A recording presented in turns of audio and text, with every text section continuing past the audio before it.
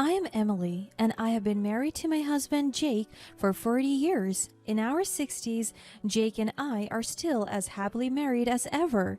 We have been through so much together, and every challenge we faced only strengthened our bond.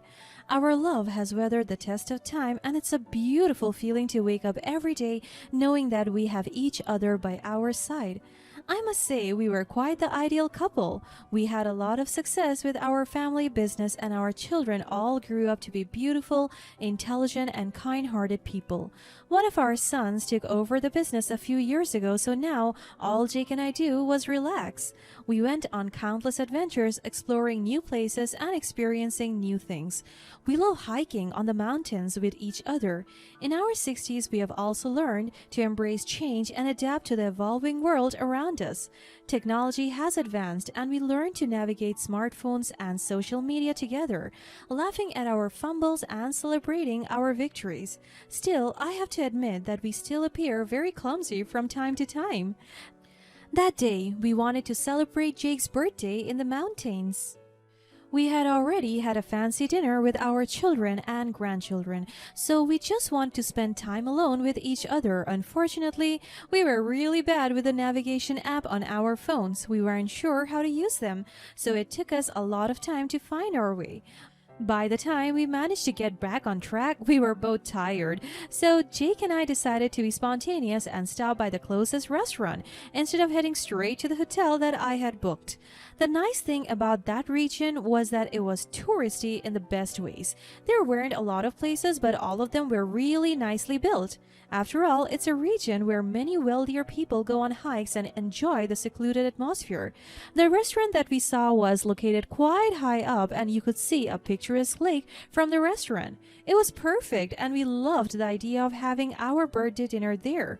However, things didn't go as smoothly as we hoped. When we arrived dressed casually in t-shirts, jeans, and sneakers, the hostess completely ignored us. The staff were exchanging looks and whispered about us, making us feel self-conscious about our attire. But to be honest, what did these people expect hikers to wear? I looked around and saw that everyone else in the restaurant was in fancy clothes. They probably came with a cab service. There was such an option for us too, but Jake and I had decided to walk and enjoy nature. I thought about leaving, but at that point, both Jake and I were quite tired from the hike. I didn't want to risk it considering the fact that we were not as young and strong as we used to be. Jake seemed to immediately read my mind. Don't worry, let's just ask for a table. We deserve to be here as much as anyone else. Despite the uncomfortable atmosphere, Jake confidently led me to the hostess desk to inquire about a table for two. But the hostess was downright rude and snobbish. She made it clear that this luxurious place was not for us. "Can I help you?" Could we have a table for two, please? "This is a high-end establishment, and I'm afraid we can't accommodate you here." Excuse me? We're just looking for a table for two. Is that too much to ask for?" "I'm afraid it is. This restaurant caters to a certain clientele, and you two don't exactly fit the bill."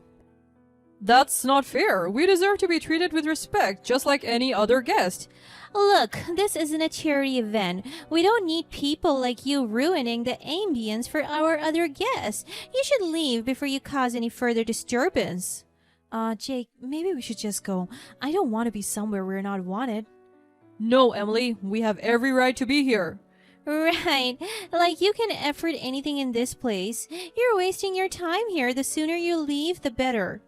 "Jake, it's okay. Let's not ruin our night over this." No, I won't let them get away with this. It's not just about us, it's about standing up against discrimination. "Oh, please. Spare me the lecture. You poor lonely old people should just stop wasting my time." That was when we both backed off. I could see the hurt in Jake's eyes, but I also saw the determination and strength in him. He was not one to back down from a fight, especially when it involved standing up for what he believed in. I admired him for that. Suddenly there was a spark in his eyes as if he had come up with something.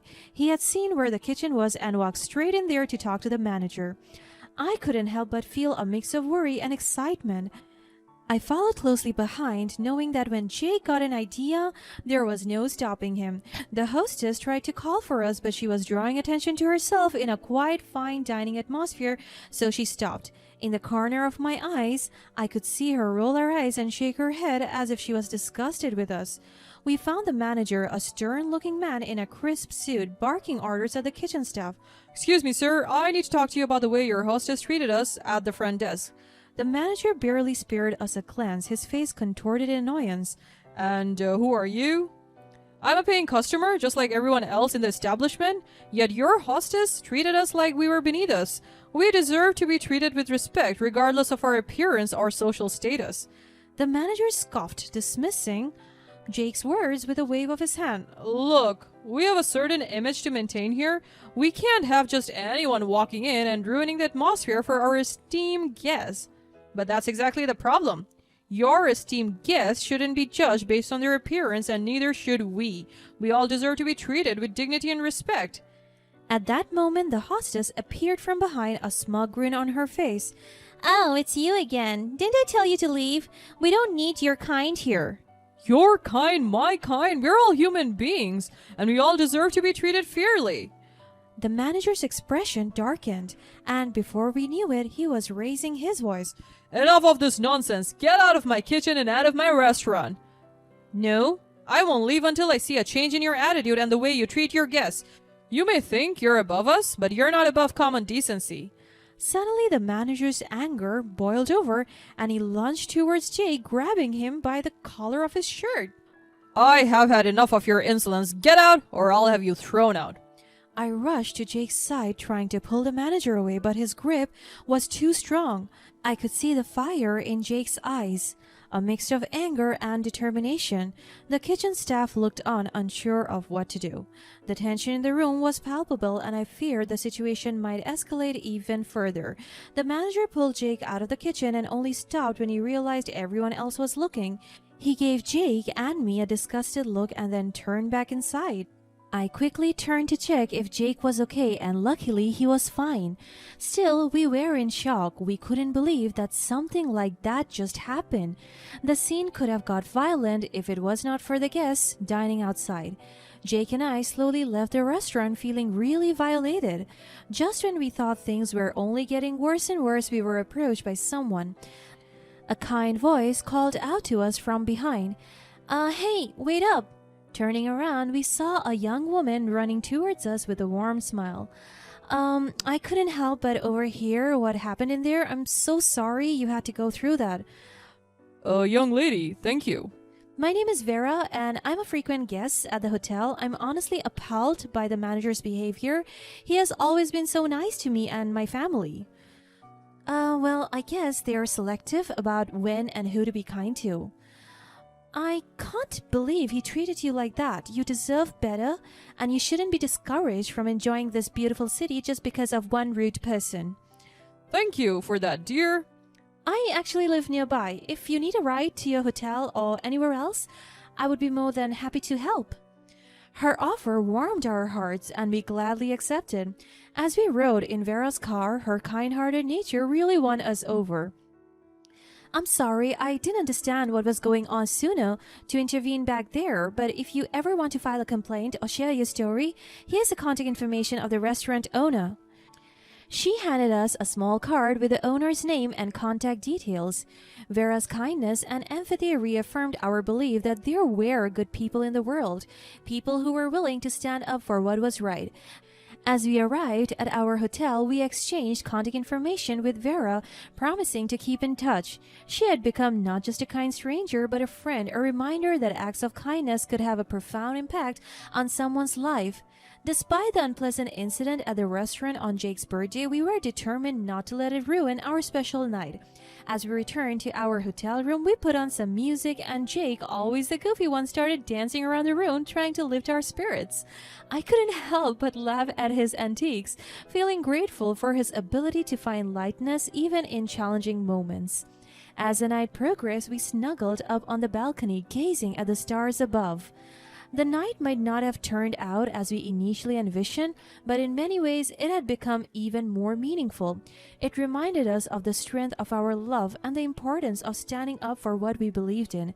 Over the next few days, we took some time to process the events of that night.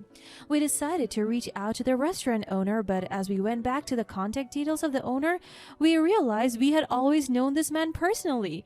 Vera's handwriting read Mr. Shelley, but when we typed down his number on our phones, a familiar name popped up in the contact list: Mario Shelley, one of our friends from college. And so we gave Mario a call. It was really nice catching up with an old friend so much so that we almost forgot to mention the incident a few nights before.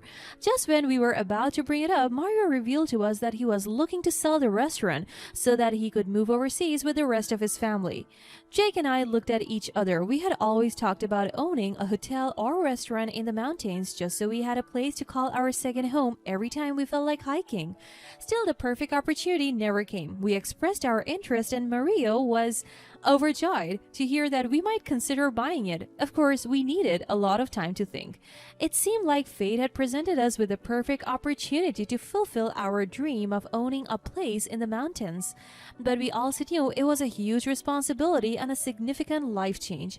As we weighed the pros and cons, we decided to discuss the idea with our youngest son, Chris. He had just finished his master's degree at the time and he had always had an eye for creating delightful dishes.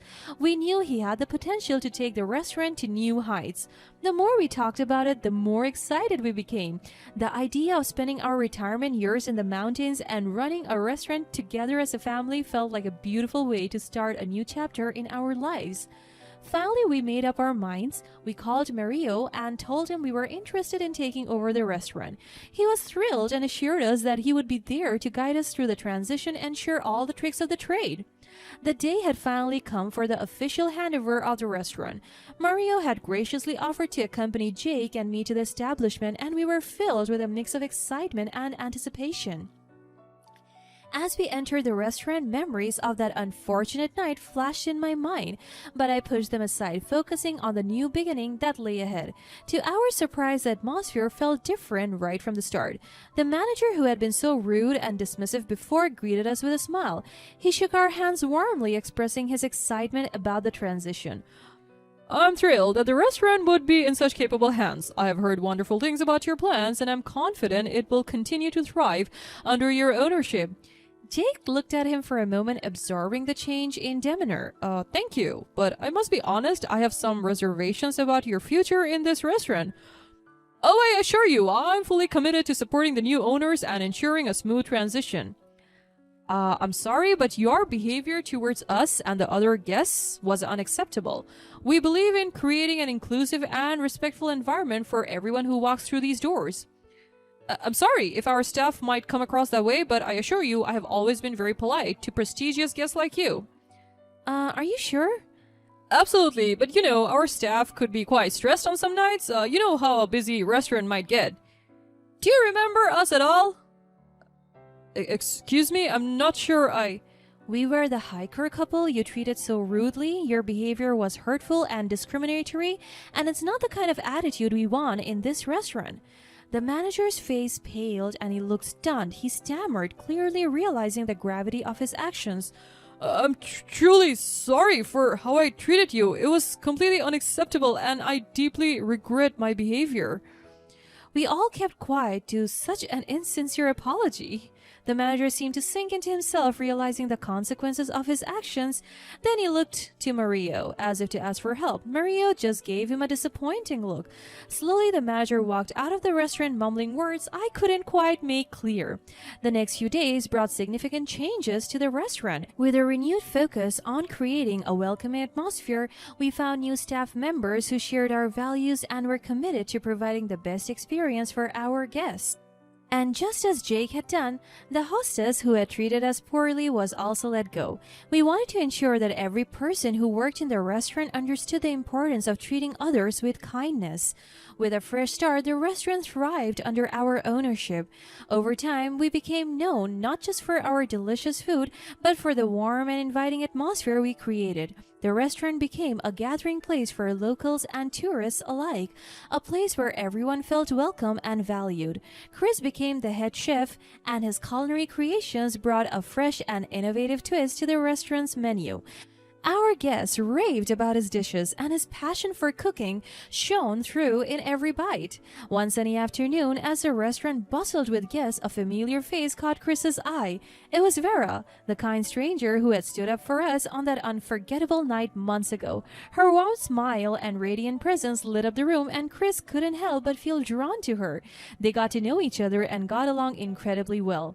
As days turned into weeks, Chris and Vera's connection deepened. They spent hours together exploring the mountains, sharing stories, and supporting each other's dreams. Their love blossomed like wildflowers in spring, pure, vibrant, and full of life. Their love story became an integral part of the restaurant, filling it with even more joy and love. In the end, I realized that even in the worst moments, there are always glimmers of hope. If we choose kindness and determination, good things will always happen to us.